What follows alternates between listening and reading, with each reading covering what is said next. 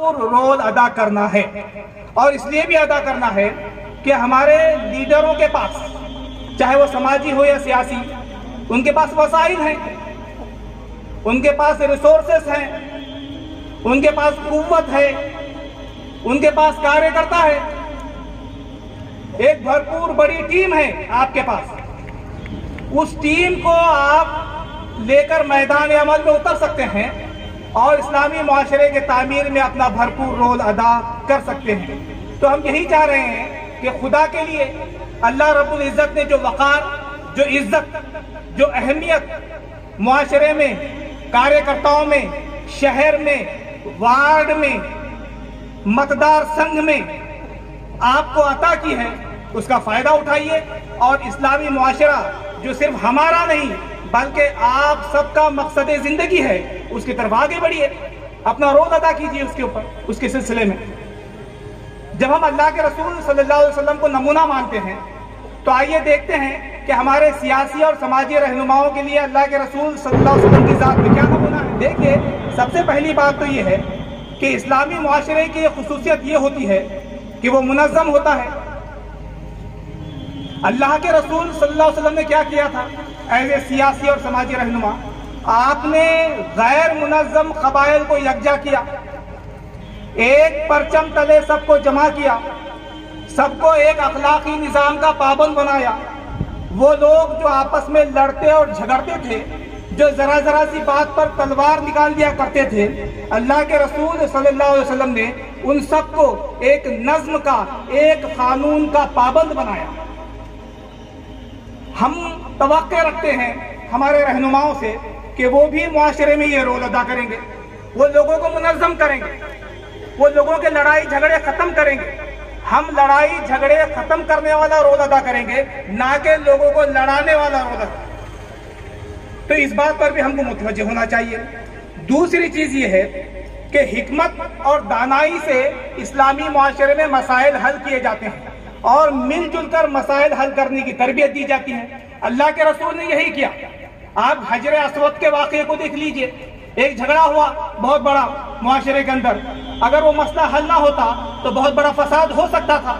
अल्लाह के रसूल सल्लल्लाहु अलैहि वसल्लम ने बहैसियत सियासी और समाजी लीडर उस मसले को बड़ी हिकमत के साथ टैकल किया।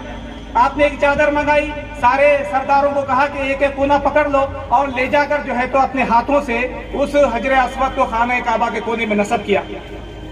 तो हमारे सियासी और समाजी लीडरों को भी अपने मुआशरे में हिकमत और दानाई से मसाइल को हल करने का हुनर आना चाहिए। मिलजुल कर हम अपने आपस के मसाइल कैसे हल कर सकते हैं, इस पर उनकी तरबियत भी होनी चाहिए। और जब भी कोई ऐसा मौका आए कि तनाज़ा हो रहा, कोई मसला हो रहा, कोई झगड़ा हो रहा, तो हमारे ये रहनुमा उस झगड़े को खत्म करने वाले बने और हिकमत और दानाई के साथ समाज में अमन और अमान कायम करने वाले बने।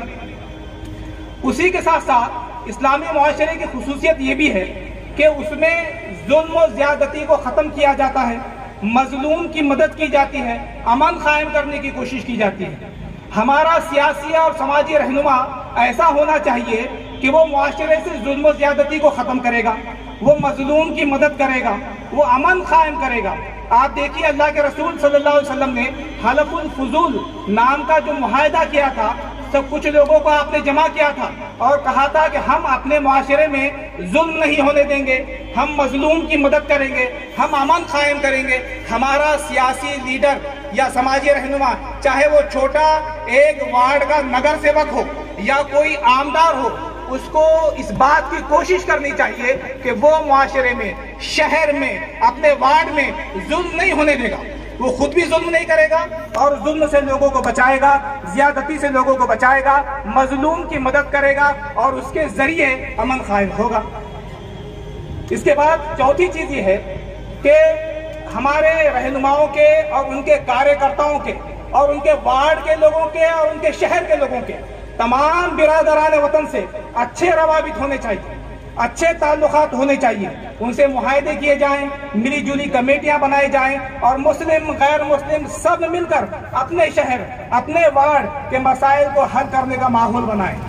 इसकी तफसील में जाने का मौका नहीं है। अल्लाह के रसूल सल्लल्लाहु अलैहि वसल्लम ने मदीना में जो मीसाक मदीना नाम का मुआहदा किया था, उसकी तफसील को आप घर जाकर पढ़िए, इंशाअल्लाह उसके जरिए से बात आपके समझ में आएगी।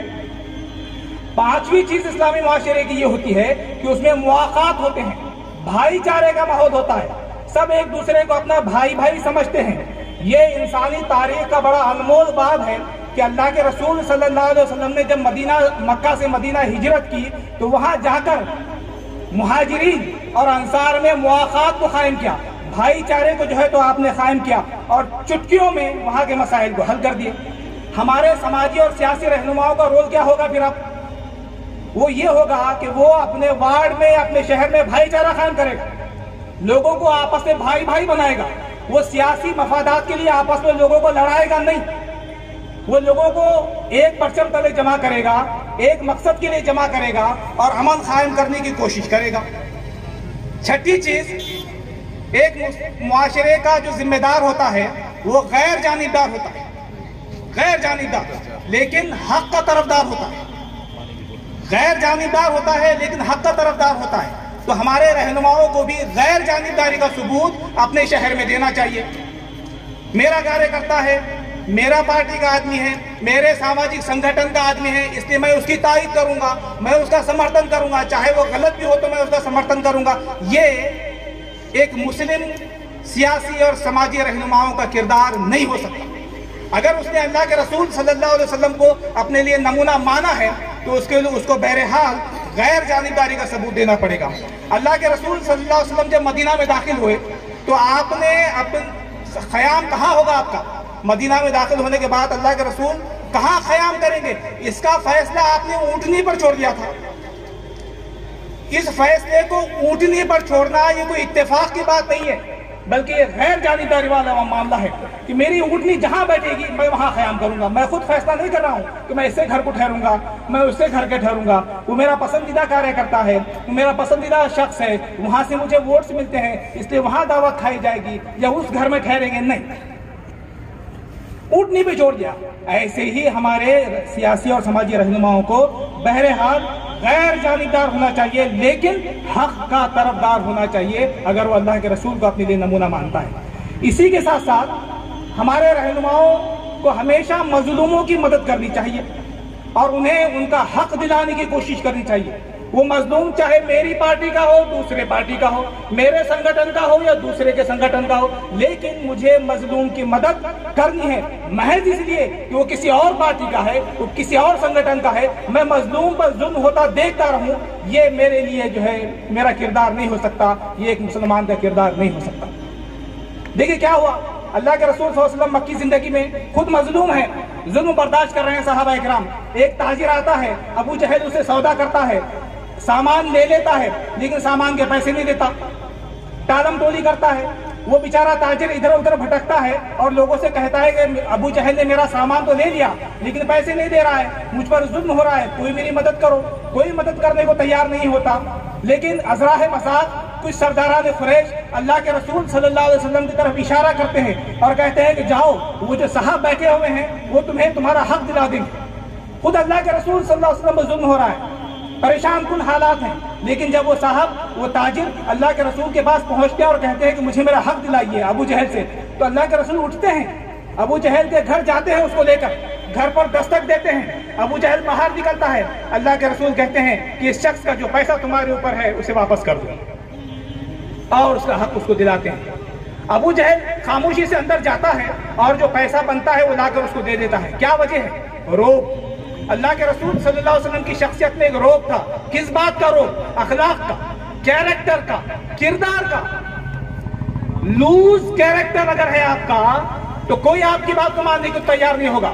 लूज कैरेक्टर है अगर आपका तो कोई आपकी बात को कबूल करने के लिए तैयार नहीं होगा। जाओ मैं बोलेंगे आगे बढ़ो। अगर कैरेक्टर है, किरदार है, अखलाक है, दयानतदारी है, अमानतदारी है, ईमानदारी है, एक जुमला कहिए, लोग आपके जुमले को गिरने नहीं देंगे और आपका काम करेंगे। ये चीज हमारे अंदर बहरहाल होनी चाहिए। इसी के साथ साथ हमको समाजी मसाइल को हल करने के लिए भी आगे आना चाहिए, हमारे सियासी और समाजी रहनुमाओं को। मिसाल के तौर पर देखिए, अल्लाह के रसूल सल्लल्लाहु अलैहि वसल्लम के जमाने में बेटियों को जिंदा दफन करने का मसला था। अल्लाह के रसूल ने इस मसले को हल किया ना। आज भी यह मसला है या नहीं? आज भी कन्या भ्रूण हत्या, माँ के पेट में बेटियों को मार देना, उनकी हत्या कर देना, उनका खत्म कर देना, क्या आज हमारे समाज में नहीं है? मुस्लिम समाज में कम है, लेकिन हमारे बिरादरान वतन के समाज में कितने बड़े पैमाने पर कन्या भ्रूण हत्या हो रही है। हमारे समाजी और सियासी लीडरों को आगे आना चाहिए और इस मसले को टेकअप करके उसको हल करने की कोशिश करनी चाहिए। एक मर्तबा जब जमात इस्लामी हिंद ने मुहिम छेड़ी कन्या भ्रूण हत्या के खिलाफ, और मौलाना जलालुद्दीन उमरी रहमतुल्लाह अलैह से एक साहब इंटरव्यू दे रहे थे इस ताल्लुक से, उन्होंने मौलाना से पूछा कि कन्या भ्रूण हत्या या माँ के पेट में बच्चियों को मार देना, ये आपके समाज का तो मसला नहीं है, ये बिरादरान वतन के समाज का मसला है, तो आप क्यों चिंतित हैं, आप क्यों परेशान हो रहे हैं, आप क्यों इस मसले को उठा रहे हैं? तो मौलाना जलालुद्दीन उमरी रहमतुल्लाह अलैह ने कहा था कि इस देश की हर बेटी मेरी बेटी है। तो हमारे समाजी और सियासी रहनुमाओं को भी इस देश की हर बेटी को अपनी बेटी समझना होगा ताकि उनके मसाइल ये हल किए जा सकें। इसी के साथ साथ गुलामी का मसला था, अल्लाह के रसूल ने हल किया। शराब, जुआ और जिस्म फरोशी का मसला था, अल्लाह के रसूल सल्लल्लाहु अलैहि वसल्लम ने हल किया। क्या आपके वार्ड में, क्या आपके शहर में शराब के अड्डे नहीं है? क्या आपके शहर में जुबे खाने नहीं है? क्या आपके शहर में जिस्म फरोशी के कारोबार नहीं होते हैं? तो हम काहे के रहनुमा, हम काहे के लीडर? अगर इन मसाइल को हम हल नहीं कर पाते, अगर हम इस्लामी मुआशरा कायम करना चाहते हैं, तो हमारे इन रहनुमाओं को इक़दाम करना होगा, उठना होगा और इन शराब के अड्डों को और इन जुबे खानों को, इन जिस्म फरोशी के अड्डों को हिकमत के साथ इनको कैसे बंद करवाया जा सकता है, इस पर जरूर गौर करना चाहिए। औरतों पर जुल्म होता है, आज हमारे माशरे में औरतें महफूज नहीं है, बलात्कार पर बलात्कार हो रहे हैं, आंकड़े नहीं है पेश करने को मेरे पास, इस वक्त नहीं है कि कितना औरतों पर जुल्म हो रहा है। अल्लाह के रसूल सल्लल्लाहु अलैहि वसल्लम ने कहा था कि मैं एक ऐसा मुआशरा कायम करने जा रहा हूँ, मैं एक ऐसा निजाम कायम करने जा रहा हूँ कि जहाँ एक औरत सना से लेकर हज़र मौत तक सोना और सिक्का उछालती हुई जाएगी, उसको अल्लाह के अलावा किसी और का खौफ, किसी और का डर, किसी और का भय नहीं होगा। क्या हमारा वार्ड ऐसा है? क्या हमारा शहर ऐसा है? क्या हमारा मतदार संघ ऐसा है जहां हमारे सियासी और समाजी रहनुमा काम करते हैं? क्या वहां औरत महफूज है? क्या वहां बेटियों से, कॉलेजेस की लड़कियों से छेड़छाड़ नहीं होती है? तो फिर क्या हैं हम? कब करेंगे इन मसाइल का हल? हम इस पर भी बहरहाल हमको गौर करना चाहिए। इसके अलावा पाकी और सफाई, ये मुस्लिम मुआशरे का, इस्लामी मुआशरे का एक अहम तरीन इशू है और आपको चुनकर ही इसलिए दिया गया है, आपको लीडर बनाया ही इसलिए है ताकि आप पाकी और सफाई का ख्याल रखें। तो हमारे वार्ड साफ होने चाहिए, हमारे घर पाक और साफ होने चाहिए, हमारे मोहल्ले पाक और साफ होने चाहिए। जहां आप लोग कोशिश करेंगे, अवाम भी कोशिश करे कि हमारे मोहल्लों से पाकी और सफाई का पैगाम जाए। फिर हम जो बचपन से अत्तहूरु शत्रुल ईमान बच्चों को सिखा रहे हैं और वही अत्तहूरु शत्रुल ईमान की हदीस पढ़ कर हमारा सियासी रहनुमा बना है, समाजी रहनुमा बना है, तो क्या वो हदीस भूल गए? तो हमको पाकी और सफाई का बहरहाल ख्याल रखना चाहिए। तो मोहतरम हाज़रीन, एक बेहतरीन फलाही रियासत अल्लाह के रसूल सल्लल्लाहु अलैहि वसल्लम ने कायम करके दिखाई। बहुत सारी खुसूसियात थी उस रियासत की। आप यानी बहैसियत सियासी और समाजी रहनुमा, आप अपने वार्ड को, अपने शहर को मिसाली बना सकते हैं। अगर कोई नगर सेवक है, उसका वार्ड ऐसा मिसाली होना चाहिए कि उसको दोबारा जीतने के लिए लोगों को वोट मांगने की अपील न करना पड़े। लोग कहें कि आप खड़े रहिए, हम सिर्फ आपको वोट देंगे क्योंकि आपके रहते हुए हमारा वार्ड मिसाली वार्ड बना। यहाँ अमन है, शांति है, खुशहाली है, पाकी और सफाई है, भाईचारा है, सब लोग मिलजुल कर आपस के मसाइल हल करते हैं। ऐसा मिसाली वार्ड आप भी बहरहाल बना सकते हैं। लेकिन जाहिर बात है, आखिरी के 2 मिनट में मैं अपनी बात को ख़त्म करूंगा कि इसके लिए सबसे पहले हमको अपने अंदर कुछ खुसूसियात पैदा करनी होंगी। हमारे समाजी और सियासी रहनुमाओं को वो खुसूसियात पैदा करनी होगी जिसके नतीजे में उनके असरात बढ़ेंगे। आपको सादिक बनना होगा, आपको अमीन बनना होगा। अल्लाह के रसूल सल्लल्लाहु अलैहि वसल्लम सादिक थे, सच्चे थे, कभी झूठ नहीं बोलते थे, अमानतदार थे, कभी किसी को धोखा नहीं देते थे। हमारे अंदर ये खूबी होनी चाहिए। हमें अवाम के दिलों में मोहब्बत पैदा करनी होगी। लोग हमको डर कर, खौफ में मुब्तला होकर कि कहीं मैं इसको वोट दूंगा तो मेरा नुकसान न कर दे, इसलिए हमको वोट न दें। इसलिए हमें अपना नेता या रहनुमा ना माने, बल्कि उनके लिए, उनके दिलों में हमारे लिए मोहब्बत हो, तो मोहब्बत पैदा कीजिए। इसी के साथ साथ खुद बाकिरदार बनिए, अच्छे अखलाक के मालिक बनिए, खौल व अमल में आपके तजाद ना हो, करप्टेड ना हो, हम जर्रा बराबर भी करप्शन हमारे रहनुमाओं में ना हो, खिदमत का जज्बा हो, इखलास हो और सिर्फ अल्लाह की खुशनुदी के लिए काम करने वाले बनेंगे तो इंशाअल्लाह हमारे इन बाकिरदार, बाअखलाक, सियासी और समाजी रहनुमाओं के जरिए इंशाअल्लाह इस्लामी मुआशरे की तामीर का ख्वाब हम सब मिलकर पूरा करेंगे। अल्लाह ताला हम सबको अमल करने की तौफीक अता फरमाए। व आखिरु दावाना अल्हम्दुलिल्लाहि रब्बिल आलमीन। जज़ाकल्लाह।